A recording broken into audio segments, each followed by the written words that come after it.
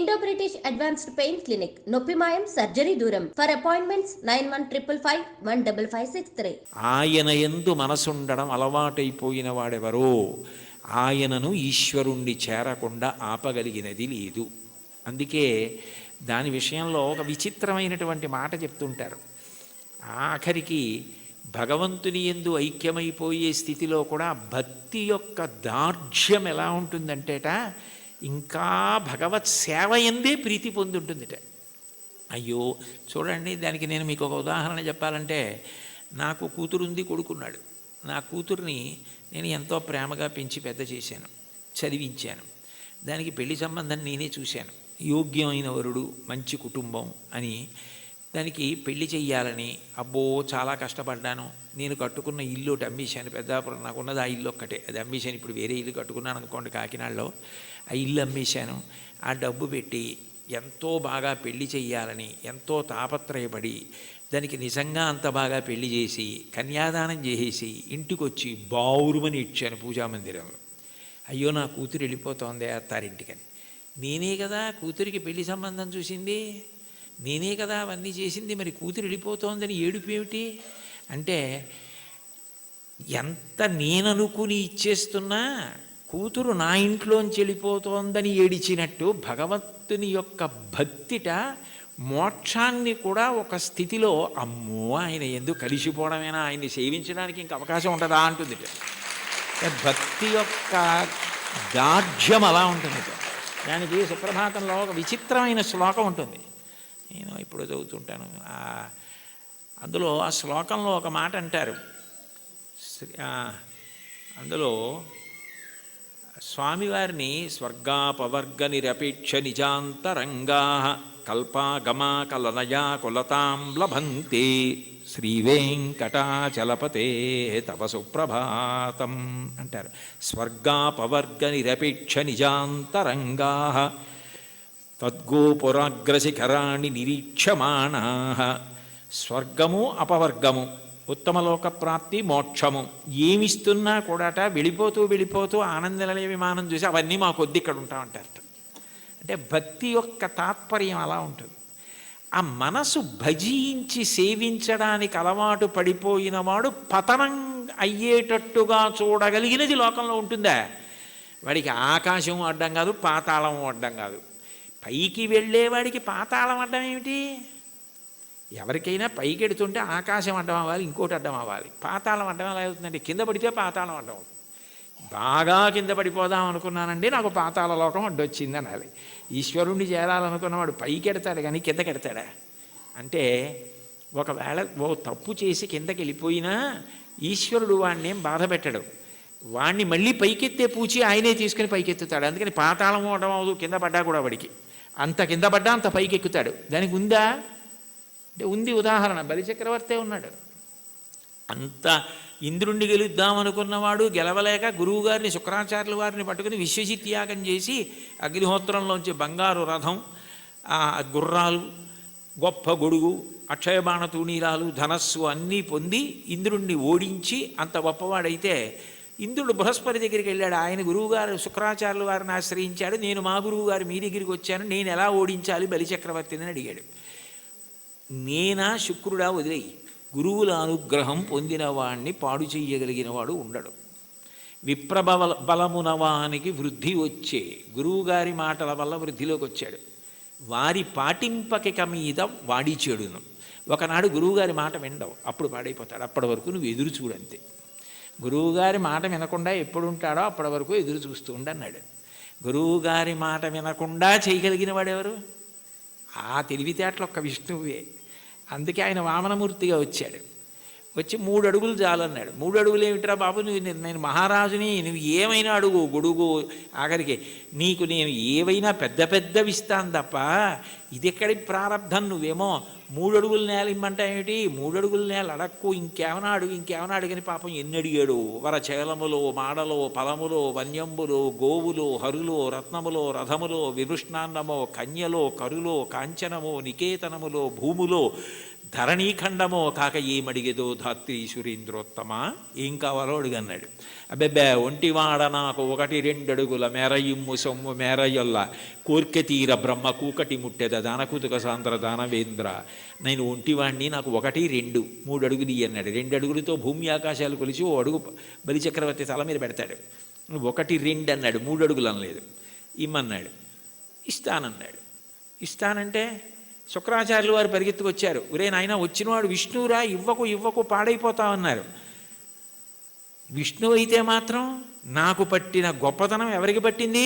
ఆదిన్ శ్రీసతి కొప్పుపై తనువుపై అంశోత్తరీయంబుపై పాదాబ్జంబులపై కపోలతటిపై పాలిండ్లపై నూత్న మర్యాదంచెందు కరంబు క్రిందగుట ఆపై నా కరంబుంట మేల్ కాదే రజ్యము గిజ్జమున్ సతతమే కాయంబు నా పాయమే. అందరికీ అన్ని ఇచ్చే లక్ష్మీపతి, లక్ష్మీదేవి ఒంటి మీద చెయ్యేస్తే ఆవిడ అబ్బాని పొంగిపోయేటటువంటి చెయ్యి కింద అవడమా, పైన నేను చెయ్యి పెట్టి ఇవ్వడమా? ఇది చాలు, పోతే పోని అన్నాడు. గురువుగారి మాట తిరస్కరించాడు. పోయింది రాజ్యం అంతా. 3వ అడుగు ఎక్కన పెట్టనన్నాడు. నా సునృతంబుగా నినుడువదు నా జిహ్వ బొంకజాల నాకు బొంకు లేదు, నీ తృతీయ పదము నిజము నా శిరమున నెలబు చేసి పెట్టు ఈశ్వరా అన్నాడు. నేను అబద్ధం అన్నాయా? 3వ అడుగు ఇక్కడ పెట్టేయి అన్నాడు. పాతాళానికి తొక్కేశాడు. అంటే పడిపోయాడా? ఏదైనా పోగొట్టుకున్నాడు, కానీ మాట తప్పకుండా భక్తితో అలాగే నిలబడ్డాడు. ఆ భక్తికి ఆయన ఏం చేశాడు? తాత్కాలికంగా నువ్వు అలా ఉంటావు, కానీ సావర్ణి మనువు వేళకు దేవేంద్రుండకు నితడు దేవతలకు దుర్భాసితమకు నాచోటికి రావింతును అందు మీద రక్షింతు దయన్. నేను సావర్ణి మనువు వేళకి ఇతన్ని నేను దేవేంద్రుణ్ణి చేస్తాను, అప్పుడు ఎవరు ఇతన్ని ఏం చేయరు. ఇతను పాతాళంలో ఉన్నా నా సుదర్శన చక్రం కాపాడుతుంది, రోగాలుండవు, ఇతన్ని ఎవ్వరూ ధిక్కరించడానికి వీల్లేదు. ఇతను దేవేంద్ర పదవి అయిపోయిన తర్వాత చూడ్డానికి కూడా వీలు కాని వైకుంఠానికి ఇతన్ని పిలిపించి నా యందు ఐక్యం చేసుకుంటానని వరం ఇచ్చాడు. పాతాళానికి పోతే మాత్రం ఏమైనా అడ్డమైందా? మళ్ళీ ఎగిరి ఎంత దూరం వెళ్ళాడు, ఏ స్థాయికి వెళ్ళాడు? భగవంతుని యందు భక్తి నిలబడినది నిజమైతే నిన్ను అడ్డగలిగినది లేదు. అటువంటి వాడికి కైలాసమే కనపడినా, బ్రహ్మలోకమే కనపడినా, త్రోవలో వెళ్ళిపోతున్నప్పుడు ఒక వ్యక్తి దాహం తీర్చుకోవడానికి ఆగి ఒక్కసారి చలివేంద్రంలో నీళ్లు తాగి వెళ్ళిపోయినట్టు ఆగి చూసి వెళ్ళిపోయే లోకాలే తప్ప, అబ్బాయి ఇవి బాగున్నాయని వాడు ఆగిపోడు. అవే బ్రహ్మలోకం. కైలాసాదులు కూడా ఆయనకి త్రోవలోకి వచ్చినా, అమరావతి వచ్చినా, స్వర్గమే వచ్చినా ఆయన ఆగడం. ఎందుకంటే ఆయన దృష్టి అంతా ఎప్పుడూ భగవంతుని యందు రమిస్తూ ఉంటుంది, ఆయన ఎందే కలుస్తాడు.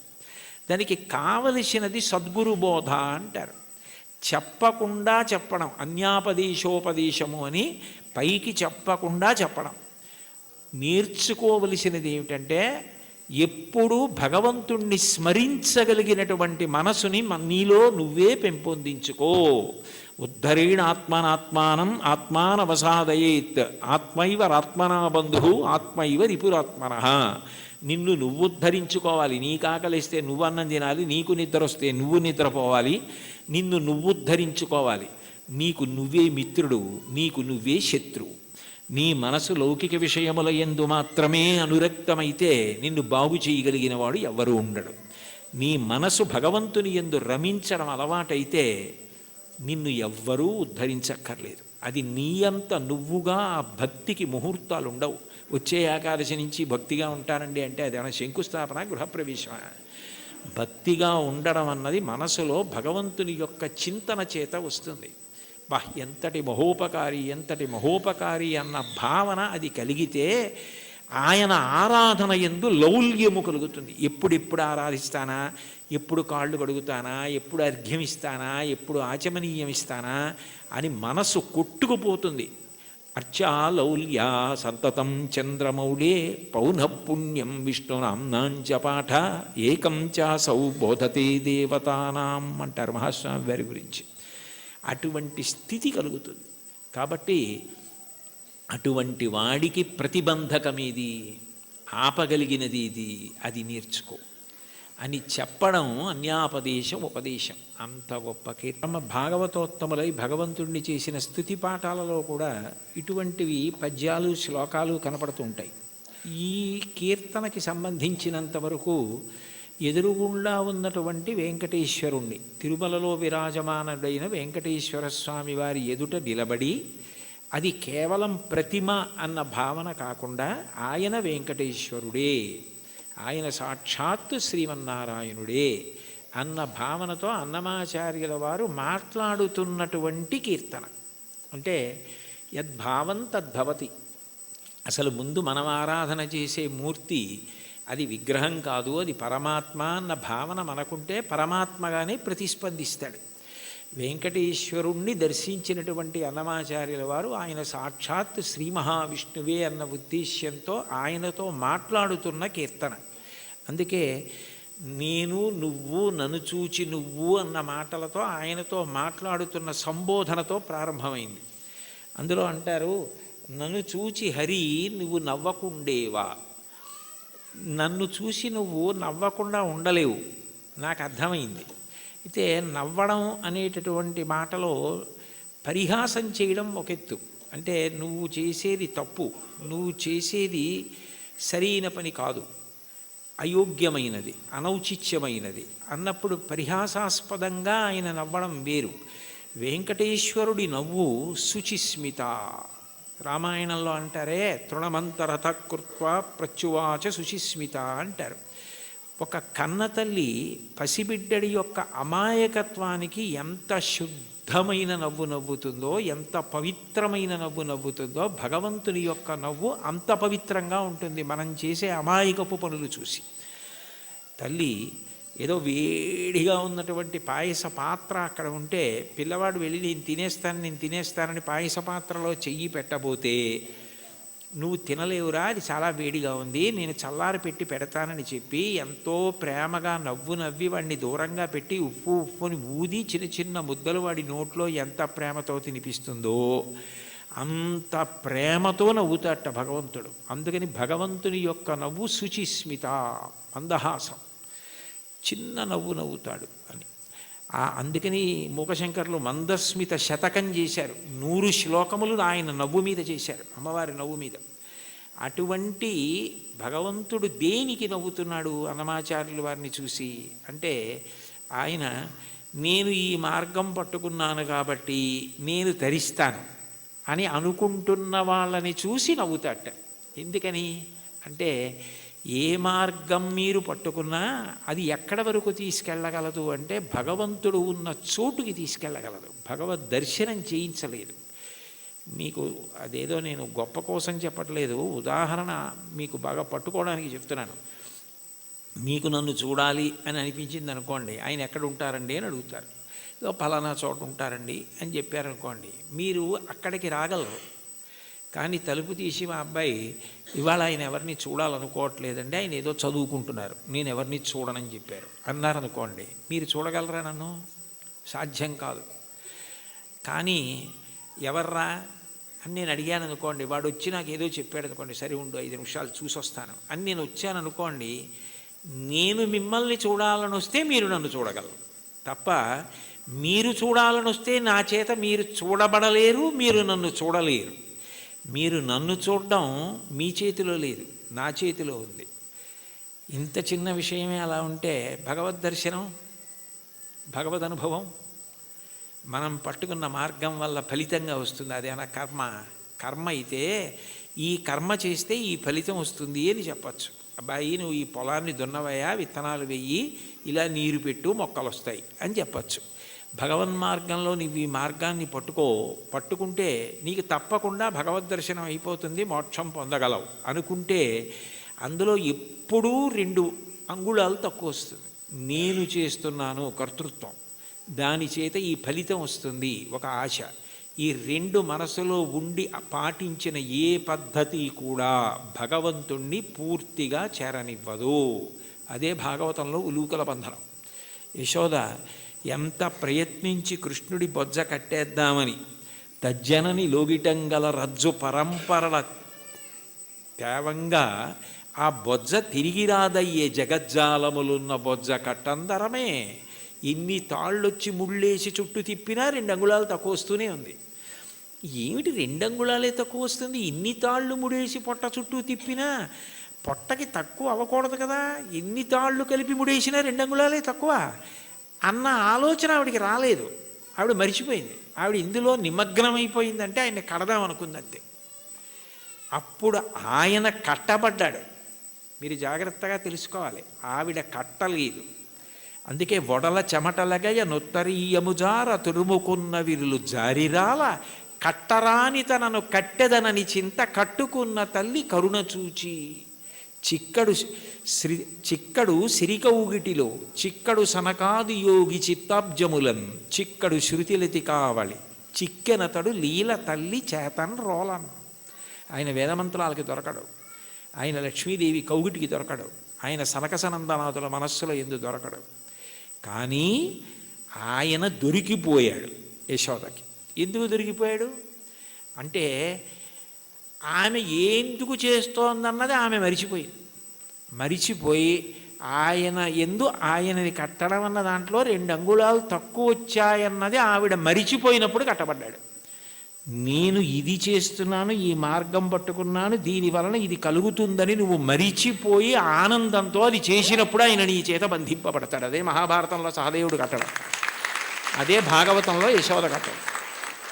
అది లేనప్పుడు నేను ఒకటి పట్టుకుని ఇదిగో ఇది చేసుకొచ్చేస్తున్నాను కాబట్టి నీ దగ్గరికి వచ్చేస్తున్నాను, నువ్వు నాకు వశపడిపోతావంటే నేను గొప్ప ఆయన గొప్ప. అప్పుడు దానికి ఒక పాఠ్య ప్రణాళిక ఉంది, ఇలా చేసేస్తే ఆయన దొరికిపోతాడని. అలా ఎక్కడుంది స్వామి, అలా ఉందా అని చెప్పడానికి మనసుకు గోచరమా మాటలకు గోచరమా? మనసుకి నువ్వు దొరికిపోతావా? ఎలా దొరికిపోతావు? పటకార అంటారు లోకంలో. పటకార అంటే కింద మరుగుపాల గిన్నె ఉంటుంది, పైన నా చేత్తో పట్టుకుంటే పటకార ఏం చేస్తుంది? మరుగుపాల గిన్నెని పట్టుకుంటుంది. నేను గట్టిగా పట్టుకుని పక్కన దింపేస్తాను మరుగుపాల గిన్నెని. ఆ మరుగుపాల గిన్నెని పట్టుకున్న పటకార నేనే పట్టుకుంటున్నాను మరుగుపాలని అనుకుంది అనుకోండి, నేను పైన పట్టుకోవడం మానేశాను అనుకోండి, పట్టుకోగలదా? నేను పట్టుకుంటుంది కాబట్టి దాని పేరు పటకారని పేరు. ఈశ్వరుడి యొక్క చైతన్యము పడితే మనసు పనిచేస్తుంది. అసలు ఈశ్వర చైతన్యం పడకుండా మనసు ఎలా పనిచేస్తుంది? సంకల్ప వికల్పములు ఎక్కడి నుంచి వస్తాయి? నానాఛిద్రఘటోదర స్థిత మహాదీప ప్రభాభాస్వరం జ్ఞానం యస్యతు చక్షురాదికరణ ద్వారా బహిస్పందతే జానామీతి తమైవ భాంతమనుభాచ్యే తత్సమస్తం జగత్ తస్మై శ్రీ గురుమూర్తయే నమ ఇదం శ్రీ దక్షిణామూర్తయే అంటారు దక్షిణామూర్తి అష్టకంలో. మనసు మాత్రం ఆయన ప్రభావం, వాక్కు ఆయన ఇచ్చినది. నేను ఇప్పుడు దీనికి ఇలా వ్యాఖ్యానం చేయాలంటే నేను ఎన్ని రోజులు చదువుకురాను దాన్ని? ఇక్కడ ఉన్న సమయాన్ని బట్టి ఏదో చెప్పాలంతే. నాకేదో భావన వచ్చిందనుకోండి, ఆ భావన నాలో కదిలినప్పుడు మూలాధార చక్రం దగ్గర నుంచి పైకొచ్చిన గాలి బ్రహ్మరంధ్రం దగ్గరికి వెడితే నువ్వు అట్లా నిర్గమించకూడదు, సమయం రాలేదని వెనక్కి తోసేస్తే నోటిలోకి వచ్చి నిలబడిన వాయువుని నాలుక కదిలి నొక్కితే సొట్టలు పడి గాలి అక్షరములై నా నోట్లోంచి బయటకు వస్తున్నప్పుడు అక్షరములు పదములై పదములు వాక్యములై నా భావనని పట్టుకుని ఆకాశగతమై వచ్చి మీ చెవులలోంచి లోపలికి వెడితే నా భావాలు మీ భావాలు అవుతున్నాయి. సభాభ్య సభాపతిభ్యశ్చ భో నమో నమో. అది చేస్తున్నవాడెవరు? నేను మాట్లాడుతున్నానంటే అర్థం ఎక్కడుంది దానికి? ఇది నేను వెళ్ళిపోయిన తర్వాత నేనే చెప్పాను వ్యాఖ్యానం అంటే ఇది అది చెప్పింది, నేను చెప్పింది అది చెప్పింది. ఇది నాకు మైకు, నేను ఆయనకి మైకు. లోపల నుండి ఆయన చెప్తే నేను మైకు తప్ప నేను చెప్పడం ఏంటి? అది తెలిసిన వాళ్ళు నేనన్న మాట అనలేదు. పలికెడిది భాగవతమట, పలికించు విభుండు రామభద్రుండట. నే పలికిన భవహరమవునట, పలికెద వీరుండుగాధ పలుకగనేలా. నా స్వాతంత్రం ఎందుకు? ఆయన ఏది పలికిస్తే అది పలుకుతాడు తప్ప నేనన్నది ఏం లేదన్నారు పోతన గారు. ఏమిటి అంత భాగవతాన్ని ఆంధ్రీకరించిన మహానుభావుడు. కాబట్టి దీనికి ఇది మార్గం అన్నది ఎక్కడుంది అసలు? ఈ మాటల చేత ఆయన వశపడిపోతాడు. నేను ఇన్ని ప్రవచనాలు చేశాను కాబట్టి నేను ఖచ్చితంగా భగవంతుణ్ణి చేరిపోతాను అని ఎట్లా చెప్తావు? ఆయన అనుగ్రహం నీ చేత మాట్లాడించింది. నీవు మాట్లాడడంలో నిన్ను నువ్వు మరిచిపోతే మాట్లాడడం నీ నిప్పి మరిచిపోవడానికి నీ బాధ మరిచిపోవడానికి కూడా కారణమైపోతాయి. నిజంగా నీకేదో నొప్పిగా ఉంది, అయినా మాట్లాడడంలో నువ్వు ఆ నొప్పి మరిచిపోతున్నావు అంటే అన్నీ మరిచిపోవడానికి నీకున్నది సాధనం అయిపోతాయి. అప్పుడు ఈశ్వరుడు వశపడతాడు. తప్ప ఇది నాకు మార్గము, దీనికి ఇది ప్రయోజనము అని అనుకున్నంతకాలం నువ్వు వశపడతావా స్వామి? అంత అమాయకుడివా? అది సాధ్యమా? అంటే ఆ మైమరుపు రావాలి. అందుకే మీరు చూడండి, తన్మయుడైపోయాడండి అంటారు. తన్మయుడైపోయాడండి అన్న మాటకు అర్థం ఏమిటి? తత్ యందు మయమైపోయాడు. ఏమంటే మరి దొంగ మీ జేబులోంచి డబ్బులు తీసేస్తుంటే మీకు తెలియలేదా అన్నారనుకోండి, ఆ శోభారాజు గారు కీర్తన పాడుతున్నారండి, దాంట్లో తన్మయం అయిపోయానంటాడు. అంటే మనసంతా ఆవిడ కీర్తన యందు మగ్నం అయిపోయింది. దొంగ జేబులో చేయి పెట్టడం కానీ డబ్బులు తీయడం కానీ తెలియలేదు. చర్మానికి స్పర్శ ఉండదా? ఉంది. కానీ ఎందుకు తెలుసుకోలేకపోయింది? అంటే మనసు పాట యందు తన్మయం అయిపోయింది. అలా నువ్వు ఏది చేస్తున్నావో దాని ద్వారా నువ్వు తన్మయం అయిపోతే అప్పుడు ఈశ్వరుడు వశపడతాడు. తప్ప ఇది నేను ఇంత బాగా చేస్తున్నానని నువ్వు నీకు పొగుడుకోవడం అలవాటైపోతే, ఇది నేనే చేస్తున్నాను అనుకుంటే నువ్వు బాగా చేసుకుంటున్నావు కదరా, చేసుకో అంటాడు. అది తన్మయానికి కారణమై, అందుకే చిట్ట చివరికి ఏదైనా ఎక్కడికి వెళ్ళాలి అంటే మౌనమునందు పర్యవసించాలి. చిట్ట చివరికి సంగీతము నాదమునందు, శబ్దం ఎక్కడ పుడుతోందో అక్కడ లయమైపోతుంది. నాదతను మనిషం శంకరం అంటారు త్యాగరాజస్వామి. అందుకే ఆ నాదము శంకర శరీరము, దాని యందు లయం అవ్వాలి. ఇక్కడ ఉన్నారు కదా మంజు భార్గవి గారు, శంకరాభరణంలో ఆయన ఏదో ఉరిమి ఉరుములు, మెరిసే మెరుపుల చిరుచిరు నవ్వులు కాబోలు, సరిసరి నటనలు కాబోలు అని పరవశాన శిరసూగంగా ధరకు జారెన శివగంగ నాగానలహరి నువ్వు మునుగంగా అని పరవశించిన పరమశివుడు తల కిందకి జింపి చూస్తేట గంగ కింద పడి ఈయన తడిసిపోయేట. ఈయన గానలహరిలో ఆయన మురిగిపోయేట. అప్పుడు ఒక్క క్షణం ఆగిపోయాడు అనుకోండి, అప్పుడు నాదోపాసన చేసిన వాడను నీవాడను నేనైతే, అది నాదమునందు ఉపాసన. మౌనమునందు వెళ్ళిపోవాలి.